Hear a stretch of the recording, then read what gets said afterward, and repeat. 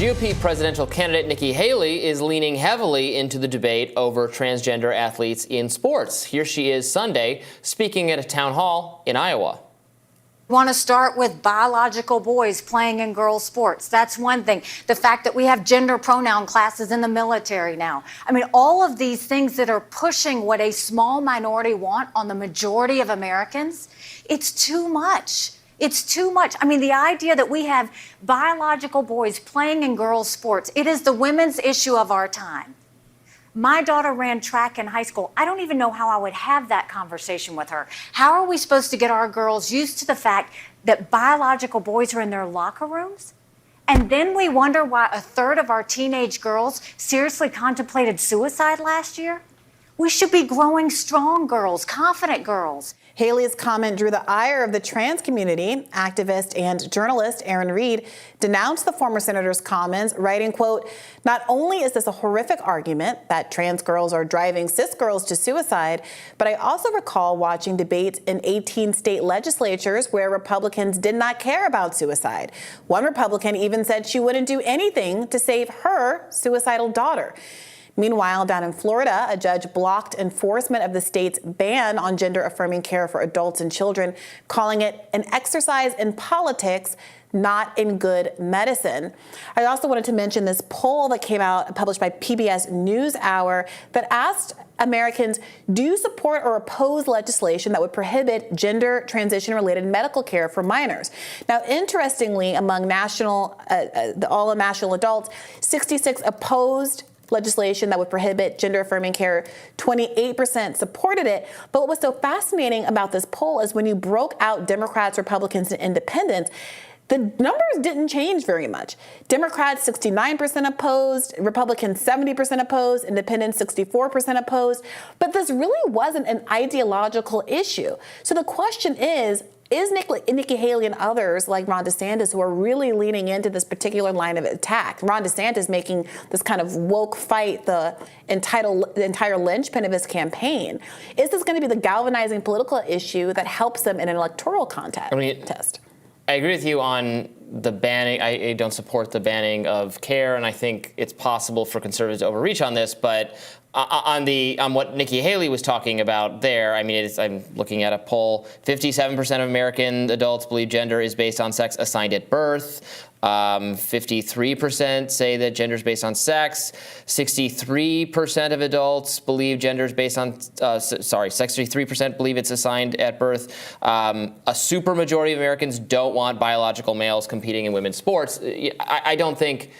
Do I think it's having an effect on suicide rates? No, she probably shouldn't have said that. Let's stay with that for a second. That's a huge claim. Yeah, she says there's a suicide problem with girls. Mm-hmm. That somehow it makes sense. Like, how can we be surprised that so many girls want to commit suicide when there are trans girls who want to be in locker rooms?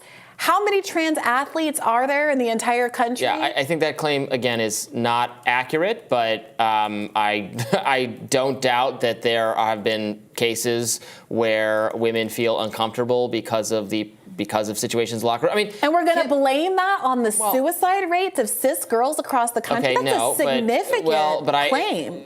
Fair enough, which I agree is not accurate, but I've seen claims. The suicide argument is used all the time by activists on transgender issues.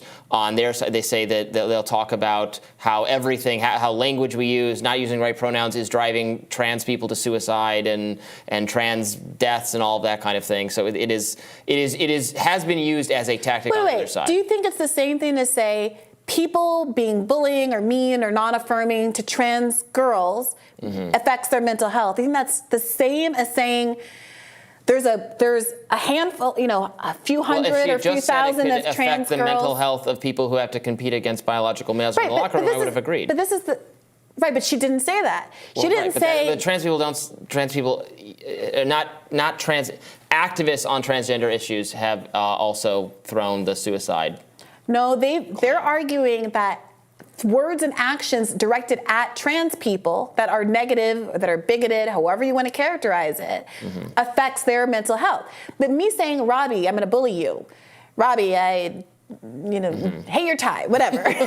It's a different thing, I would argue. If you say that's affecting your mental health, there's a connection, there's a correlation between my words and your they're not just saying it's affecting their mental health. And if Nikki Haley had just said it's affecting their mental health, that would be a substantial right. But Nikki Haley, this is the story. The whole story is that Nikki Haley isn't complaining you're about making a comparison that you just came up with, but it's actually the exact same thing being said. No, let me finish the analogy. Okay.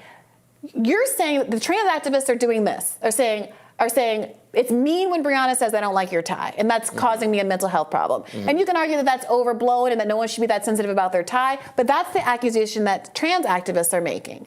What Nikki Haley is saying is that there's a trans boy trying to use a high school locker room somewhere in America, and that is making Robby Soave feel suicidal. I mean, no, she's saying it's making the people in that locker room situation. No, she's not. She took the entire category of girls in the United States who are suicidal and the broad trend of increased suicide rates and connected that to a very small number of trans female athletes that are in, as I said, I don't think locker rooms. Suicide trends have been broadly affected by it. I do think it is an issue that Americans care about, where attitudes are not particularly divided.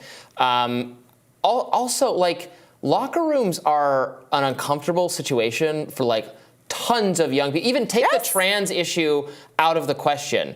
We should be for providing, is it an arena for harassment and bullying of people of all genders? We should, this should be very not controversial to say that there should be more safeguards put in place so that young people can have more privacy and feel more comfortable in locker rooms and bathrooms and facilities. I think that's a non-controversial issue. Why?